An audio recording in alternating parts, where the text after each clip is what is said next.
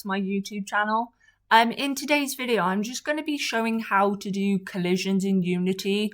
So how you can not phase through a wall or through anything in your game that you maybe just don't want to sort of phase through as you're playing it.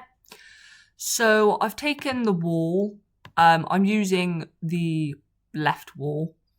So you just need to add a box collider to it. You can edit it to make sure that it is obviously the collider is big enough, because I try and do it so that it's big enough than what the object is that I'm planning on colliding with.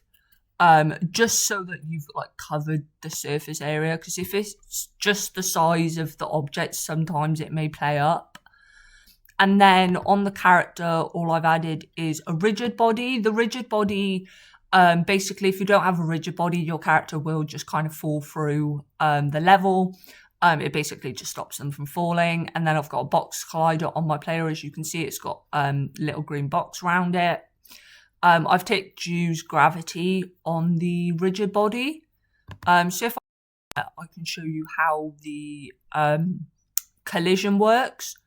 So if I walk to this wall, you can see that I don't phase through it. I kind of just stop. So no matter where I move to, I don't go through the wall. If you kind of didn't have this on the wall, so say for example, I take the box collider off of my wall, take the box collider off of my player, and I also take it off of the wall, for example. So say we have nothing on the wall, we have nothing on the player, bar a rigid body. Now if I play it, I should now phase through the wall, which is what I need to change a setting on the player, because I've said use gravity.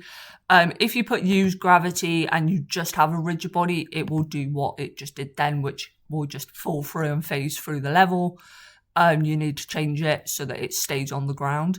As you can see, now I go through the wall, which is what, with collisions, if you're making a game, that's what you don't want. You don't want to be able to sort of phase through your levels, because when people are playing it, it's you don't want to be able to go, oh, look at me, there's an enemy following me. You can see the enemy is coming towards me because I've tracked it to my player, but obviously he will eventually.